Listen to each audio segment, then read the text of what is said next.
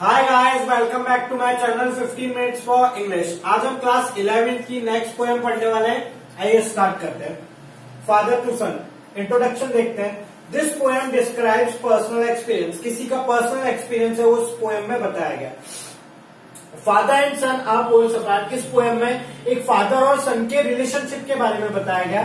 तो वो दोनों क्या है, पोल्स अपार्ट है, दोनों डिफरेंटली सोचते हैं, डिफरेंट तरीके से रहते हैं। There is a generation gap between them, दोनों के बीच में क्या है, जनरेशन गैप है।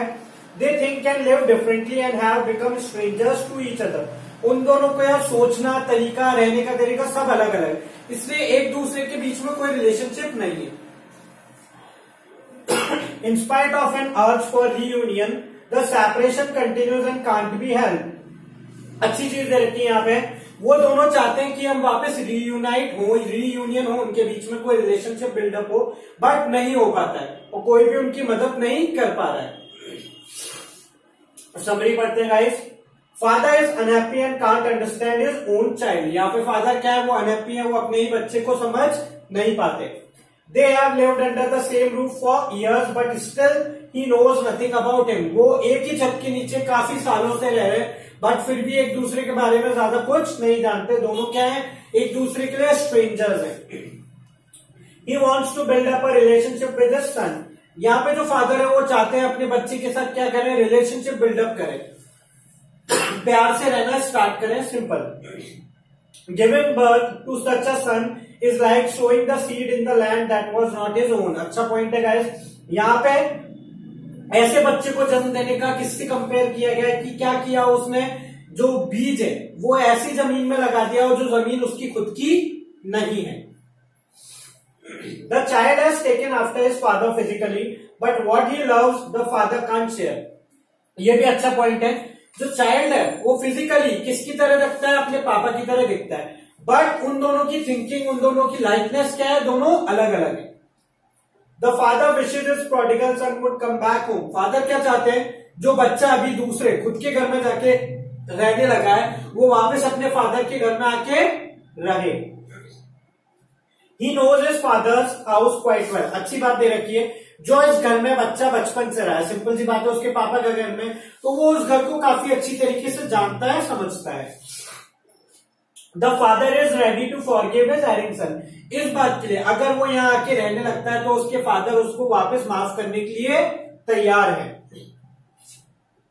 इन spite of deep differences between them, both of them must live in the same world, अच्छा पॉइंट है। दोनों के बीच में कितने भी डिफरेंस हो फिर भी उनको रहना तो इसी वर्ल्ड में पड़ेगा, ये सिंपल सा पॉइंट है। Father's grief gives birth to anger, जो फादर पे ये चीज वो समझ नहीं पाते और ये किस चीज में कन्वर्ट हो जाती है, एंगर में, उसमें फादर को क्या आने लगता है, गुस्सा आने लगता है। There is a mutual desire to come close but gap stands as it is, दोनों के बीच में म्यूचुअल डिजायर है कि हम दोनों वापस क्लोज हो, बट कुछ नहीं हो पाता। कोई भी अपना एक तरीके से सिंपल पाथ, अपना ईगो छोड़ने के लिए रेडी नहीं है और वो जो गैप है वो ऐसा कैसा है दोनों के बीच में।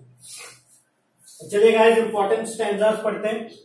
I do not understand this child, though we have lived together now in the same house for years. I know nothing of him, so try to build up a relationship from how he was when small, yet have I killed. Meanings देखते हैं।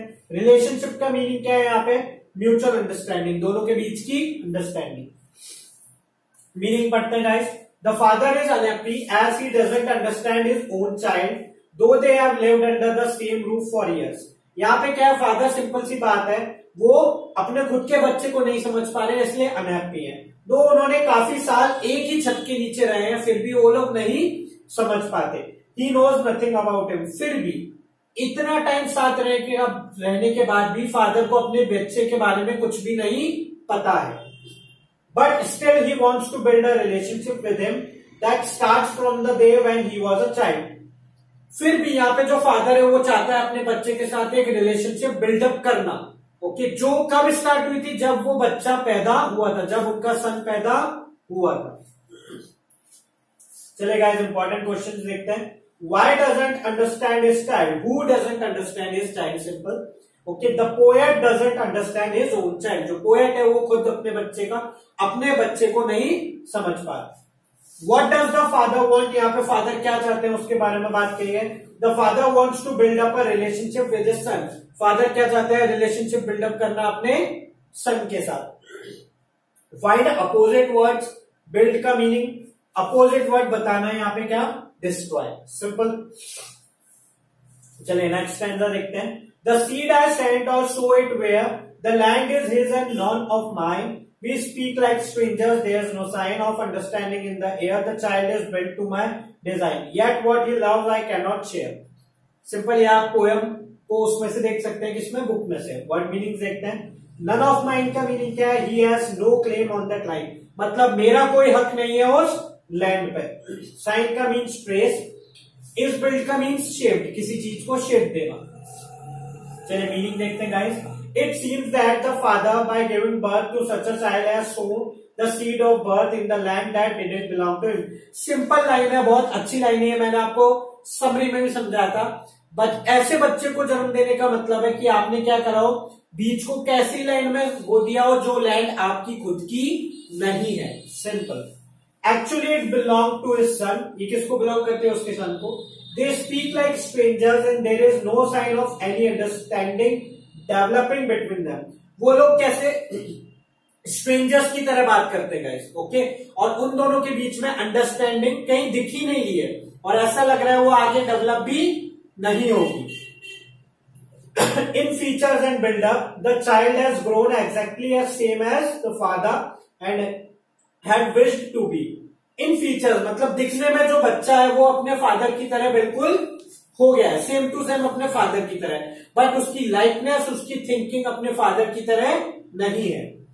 But things that the son loves and likes can't be shared by the father. Simple इस line का meaning यही है, उस जो जिन चीजों को वो प्यार करता है, जिन चीजों को वो लाइक करता है, वो उसके फादर को पसंद नहीं है।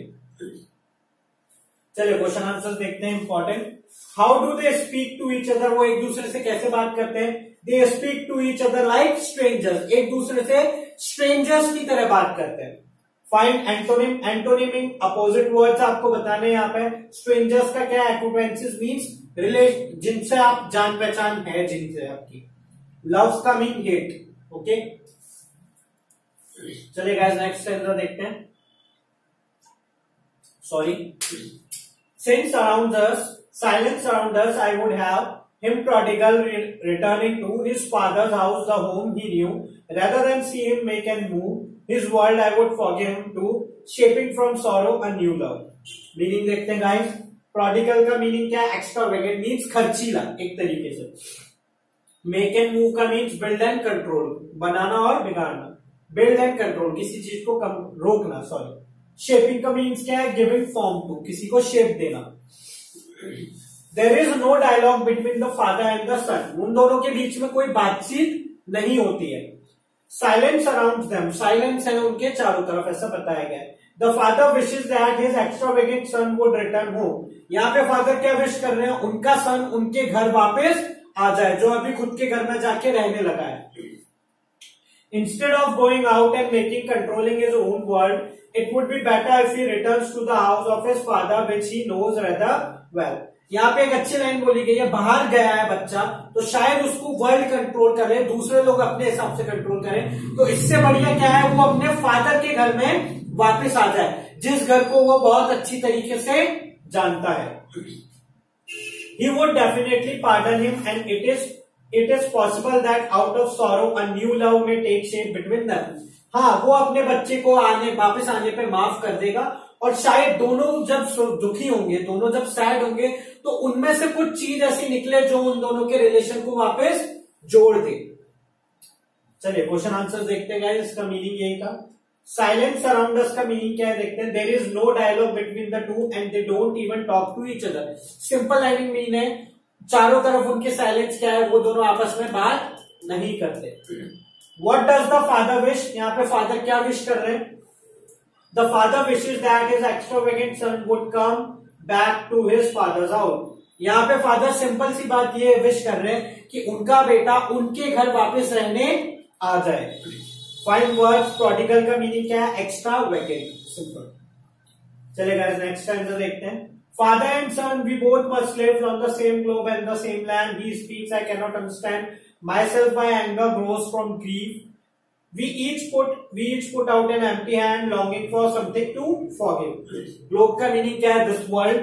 Grows का मीनिंग क्या है? डेवलप करना. Grief का मीनिंग क्या है? Deep sorrows. Okay? अंदर से मतलब काफी डीप दुख, बहुत खतरनाक वाला. लॉन्गिंग का मीनिंग क्या है? डिजायर, किसी चीज का डिजायर करना. मीनिंग देखते हैं.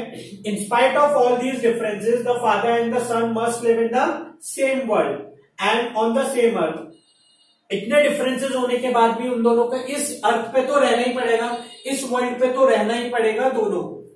The father can't understand what the son speaks to him. Father को यह चीज समझ में नहीं आती है उनका बच्चा उनसे क्या बोलता है और क्या चाहता है. Nor can he understand why his grief is turn into anger. ना ही वो ये चीज समझ पाता है उसकी जो अंदर की सैडनेस है वो हमेशा गुस्से में क्यों निकलती है. Both of them try to come close and fill up the gap that separates them. दोनों ये चीज चाहते हैं, शायद कोशिश भी करते हैं कि उन दोनों के बीच में जो गैप है उसको कम किया जाए.